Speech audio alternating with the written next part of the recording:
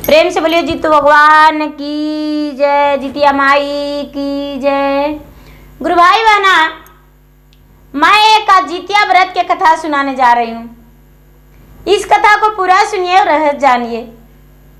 जय चितवाहन बाबा।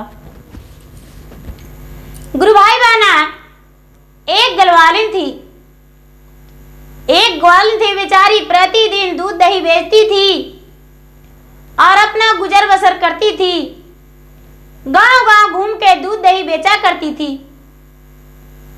और अपना घर आती थी तो रसोई बनाती थी। पति पत्नी दोनों भोजन करते थे और सुखी से रहते थे। लेकिन गुरु भाई बहना, ओ ग्वालिन दीदी का गांव में कोई दूध दही नहीं लेते थे।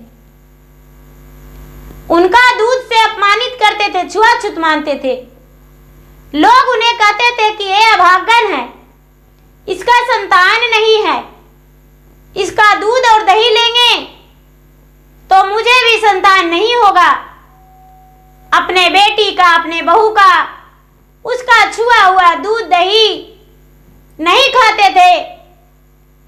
जहां तक के कि बहनें लोग सवेरे सवेरे निकलते थे और उस पे नजर पड़ता था तो 4 गालियां उसे हनट के दे दिया करते थे।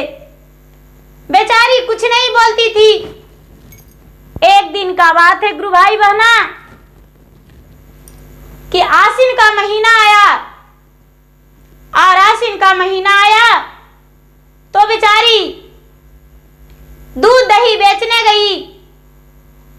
तो दूध दही बेचने गई तो उसका दही उस दिन ज्यादा चाहत करके बिक्री हुआ। एक दिन पहले बोल दी थी कि बहन आप सप्तमी के दिन ज्यादा दही लेकर आइएगा, गांव में ज्यादा बिक्री होगा।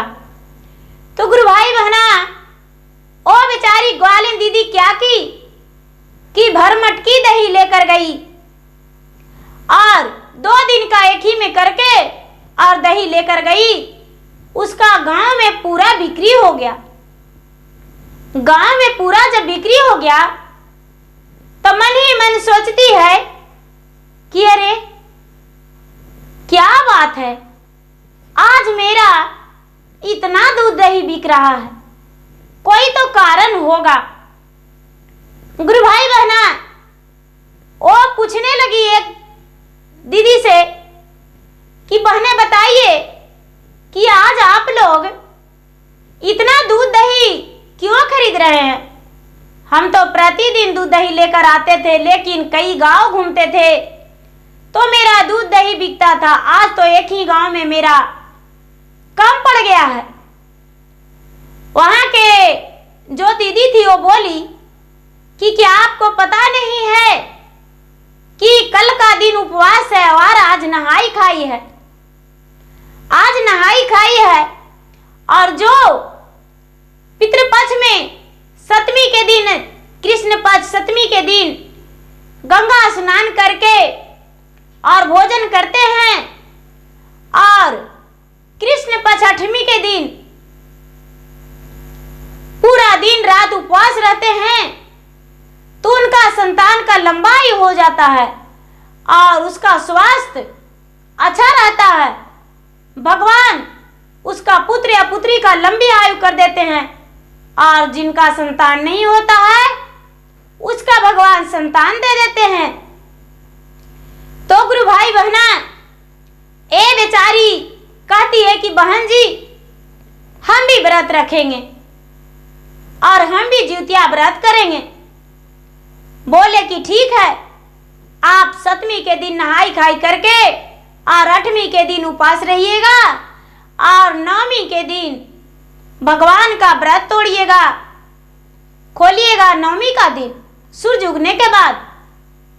सारा विधि बता दी कि बहन जी आप सवेरे नहाई खाई के दिन शुद्ध शुद्ध भोजन बनाइएगा और मड़ुआ की रोटी, झिंगनी का सब्जी, कंदे का सब्जी खाइएगा और जब आप उपवास रहिएगा तो एक खैर भी नहीं खोटिएगा और जिस दिन व्रत तोड़िएगा उस दिन बहन जी आप दूध से, गाय का दूध से व्रत तोड़िएगा, भगवान का भोग लगाइएगा, केले के पत्ते पर करके या तो पान के पत्ते पर करके या तो किसी चीज के पत्ते पर करके, और भगवान का भोग लगाइएगा। और भगवान आकर आपका भोग लगाया हुआ जेम कर जाएंगे और आपका मुखबरा आशीर्वाद देकर जाएंगे, जो कि आप पुत्रवान हो जाएंगे। बहने वो बेचारी ग्वालिन दीदी गई, मन में लगा ली और घर गई, और घर जाकर प्रेम पूर्वक गंगा स्नान करके और बेचारी प्रेम पूर्वक शुद्ध भोजन की, भोजन बनाकर अपने पति के भी खिलाई और अपने पति से प्रेम से बोली कि सुनिए, हम कल का दिन पूरा दिन रात उपवास रहेंगे, अपना भोजन आप स्वयं बना लीजिएगा, और नवमी के दिन हम व्रत तोड़ेंगे, खोलेंगे, तो उस दिन हम दूध दही लेकर नहीं जाएंगे, आप अपना स्वयं दूध दही बेच कर ले आइएगा। बहने, उसका पति इस बातों से खुश थे, प्रसन्न थे, और पत्नी को बड़े प्रेम से सारा सामग्री लाकर दे दिए, और लाकर देकर और व्रत करने को लिए कहें। बेचारी ग्वालिन बड़े प्रेम से व्रत की, और व्रत करके और पूरा उपवास रह के, और नवमी के दिन सही सही समय से सही विधि से व्रत पूरा की और व्रत खोली। कहते हैं बहना कि भगवान जो करते हैं वो अच्छा ही करते हैं। भगवान से जो सच्चे दिल से पुकारते हैं तो भगवान पूरा करते हैं। तो बेचारी गर्भवती रह गई कुछ दिन के बाद, और 9वां महीना के बाद एक सुंदर पुत्र जन्म लिया।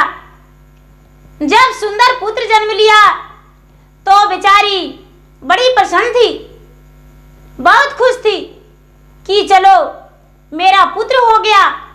और दूसरा साल भी व्रत की, दूसरा साल भी व्रत की, वो बहुत प्रसन्न रही। बहने, तीसरा बार भी व्रत की, व्रत करने लगी।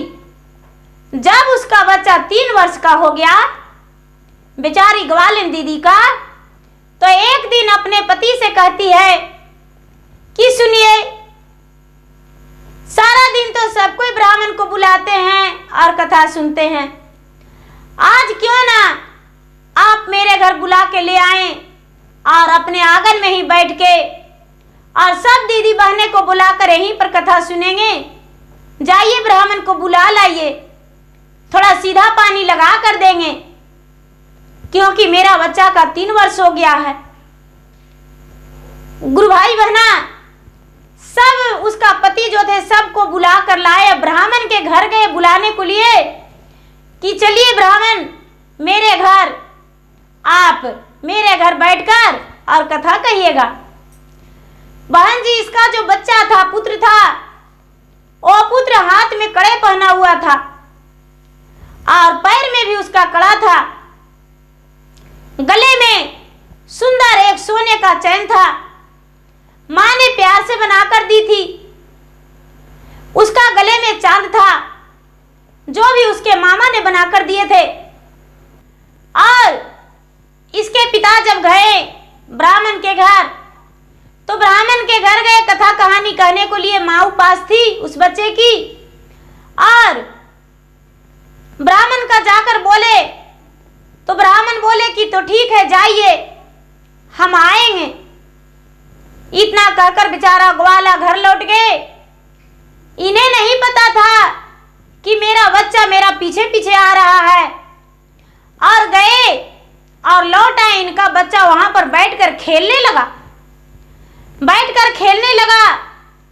ब्राह्मणी घर से निकली तो सोचती है कि अरे ये बच्चा किसका है। बच्चा का हाथ में कड़े है, पांव में भी इतना सुंदर कड़ा है, और गले में सोने का चैन, गले में चांद। इस बच्चा के यदि हम खोल लेंगे तो बहुत अच्छा रहेगा।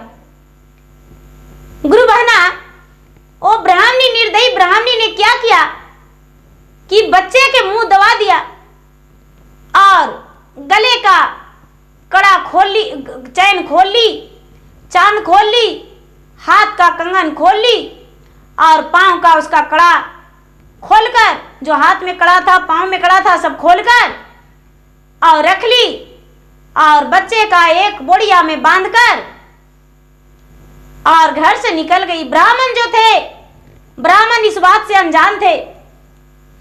ब्राह्मण ने चले गए कथा सुनाने और कथा सुना रहे थे। ब्राह्मणी राह देख रही थी कब मुझे मौका मिले कि इस बच्चे को हम फेंक लाऊं तालाब में, नदी में, और बोड़िया में बांध के और नदी में ले जाकर फेंक दी। फेंक कर लौट रही थी ब्राह्मणी कि सारा लोग, बेचारी ग्वालिन भी जिसका बच्चा था वो भी उसी समय स्नान करने गई नदी में और बोड़िया जो था बोड़िया छपला गया। बच्चा मरा नहीं था, बच्चा जीवित था, लेकिन बच्चा बेहोश हो गया था बांधा हुआ। बच्चा बेहोश हो गया था। नदी में पानी जाते ही उसका मुंह में नदी का पानी जाते ही बच्चा का होश आ गया और होश आते ही बच्चा बोड़िया में चिल्लाने लगा। बहने बोड़िया में चिल्लाने लगा। सारा लोग कहने लगे अरे कहीं लगता है बच्चा रो रहा है। माँ का ध्यान नहीं था। माँ को लगा कि मेरे पति मेरे बच्चे को संभाल रहे होंगे, लेकिन बहना उसका पति का लगा कि मेरे बच्चा अपनी माँ के पास होगा और दोनों अपने गलतफहमी में जी रहे थे। बच्चे का रोवाई सुनकर और सभी महिलाएं खोजने लगे तो देखते हैं कि एक बोड़ी पानी से ऊपर हो गया। बोड़ी को खोले तो देखते हैं कि एक इसमें बच्चा है। सारा लोग देखने लगे तो कहने लगे अरे तुम्हें दिखता है तो तुम्हारा बच्चा है। कहती दीदी मेरा बच्चा कहां से आएगा पानी में बोड़ी में करके, ये कैसे हो सकता है। अब बेचारी देखती है तो सचमुच में मेरा बच्चा है। बहने वो तो जितिया भगवान के हाथ जोड़कर प्रणाम करते रही है, भगवान से विनती कर रही कि हे भगवान, आखिर सब लोग व्रत किया था अपने बच्चे की दीर्घायु के लिए, और क्या हम व्रत किए थे अपने बच्चे को बलिदान के लिए, जो मेरा बच्चा इस जल में मिला। सारा लोग कहने लगे बहन जी ऐसा बात नहीं है, आपका पुत्र का भगवान जीवन दान दिए हैं जितवाहन महाराज। यदि ऐसा करना होता तो आपका बच्चा जीवित नहीं रहता। आपका जितिया का प्रभाव से आप जो खैर जितिया किए हैं इसी कारण आपका बच्चा जीवित है। आपका बच्चा का कुछ नहीं हुआ। यदि आपका बच्चा आपसे दूर हो जाता तो क्या आप जी पाते। ऐसे भी आपका 12 वर्ष के बाद आपका एक पुत्र हुआ। वो बेचारी ग्वालिन कहती है कि बहन जी मैंने तो बच्चा जन्म लेने से पहले जितिया व्रत किया था और भगवान जितवाहन महाराज मुझे जितिया व्रत के प्रभाव से कृपा से मुझे पुत्र दिए हैं। सारा लोग कहने लगे आखिर ऐसा कैसे हुआ। अब पूरा गांव में हाहाकार मच गया। पूरा गांव में हाहाकार मच गया। बच्चे के हाथ में देखते हैं कि कड़ा नहीं है, पैर में कड़ा नहीं, गले में चैन नहीं, चांद नहीं, ये सब कैसे हो गया। 3 वर्ष का बच्चा था, थोड़ा तो बोलता था। उसके पिता पूछने लगे बेटा तू कहां गया था, चलो बताओ। बहने अपने पिता के अंगुली धर के और जो बच्चा था, बच्चा ब्राह्मण के कहते हैं कि पाप द्वार पे छाता है तो गरज गरज के पुकारता है। वो बच्चा जो था, बच्चा अपने पिता के हाथ धर के और उसी ब्राह्मण के द्वार पे लेकर चले गए। लेकर चले गया बच्चा और ब्राह्मणी को बताया। बच्चा तो ज्यादा बोलता नहीं था लेकिन फिर भी उतना ज्ञान था। ब्राह्मणी को बोले, कुछ व्यक्ति और जुम गए, कहने लगे कि ऐसा आप क्यों किए। ब्राह्मणी संकोच में पड़ गई, कुछ नहीं बोली। बहुत कहने पर ब्राह्मण दो देवता थे, वो भी बोले कि आखिर बच्चे से क्या दुश्मनी था, तूने ऐसा क्यों किया? ए बेचारी अभागन के 12 वर्ष के बाद एक पुत्र हुआ है और उसे भी तू नदी में फेंक आई। ब्राह्मणी डरते डरते बोली, महाराज मैं क्या बताऊं, मैं लालच में पड़ गया था। बच्चे के हाथ पांव में कड़े था, गले में चैन था, चांद था, उसी का लालच में मैं पड़ के और इसे मारने का कोशिश करके मैं तो इसका जीवित नहीं छोड़ा था, इसे तो अपना जान भर मार ही दिया था। और आप जब कथा सुनाने गए तब हम इसे नदी में फेंक आए। ऐसा सुनकर सारा लोग अपने सीने पर मुक्का मार के कहते कि हाय रे कठोरता, क्या आपका संतान नहीं था? थोड़ा सा भी दूसरे का संतान मारने में दर्द नहीं हुआ? ब्राह्मण कहने लगे कि हे जितवाहन भगवान, मुझे क्षमा कर दीजिए, इसमें मेरा कोई कसूर नहीं। आज अपने पुत्र और पुत्री के लंबे आयु के लिए मां व्रत करती है, लेकिन एक मां ऐसी कसाई निकली कि दूसरी बच्चे को मार डाली। इसका सजा इसे मिलना चाहिए। गांव वालों से कहा कि ब्राह्मण ने अपने पत्नी को त्याग कर दिए। ब्राह्मण की पत्नी अपने गांव अपना नगर छोड़कर चल दी। ब्राह्मण देवता बिल्कुल अपने बच्चे के साथ रहने लगे, गांव वासियों के साथ रहने लगे। और गांव वालों ने कितना हो ब्राह्मण को इससे क्षमा मांगे कि इन्हें माफ कर दिए, दोबारा ऐसा नहीं करेंगे, लेकिन ब्राह्मण नहीं माने। वो कहने लगे कि जो दूसरे को पुत्र देखकर चले, भला उसे हम कैसे स्वीकार सकते हैं? नहीं। और ब्राह्मण ने त्याग करके अपने पत्नी को अपना घर में रहने लगे। गुरु भाई बहना, अपना पुत्र अपना पुत्री से ज्यादा प्यार दूसरे को देना चाहिए, क्योंकि अपना पुत्र सारा समय मेरे पास रह रहा है, लेकिन थोड़ा सा लाड प्यार दूसरे को बच्चे को दे देंगे तो क्या मेरा बच्चा का लाड प्यार कम जाएगा? नहीं, उस बच्चा से प्रेम बन जाएगा। तो गुरु भाई बहना, सबसे पहले तो जिस दिन आप उपवास है कोई भी व्रत करते हैं, छोटा से छोटा व्रत, बड़ा से बड़ा व्रत, किसी को बच्चे को डांटना नहीं चाहिए, मारना नहीं चाहिए, गालियां नहीं देना चाहिए व्रत किए हुए भर में। तो गुरु भाई बहना, मेरा वीडियो अच्छा लगे तो इसे लाइक कीजिए, शेयर कीजिए, सब्सक्राइब कीजिए। मैं इंस्टाग्राम पे भी हूँ, मैं फेसबुक पे भी हूँ। मेरा फेसबुक पे फॉलो कीजिए, इंस्टाग्राम पे फॉलो कीजिए, लाइक कीजिए, शेयर कीजिए। धन्यवाद।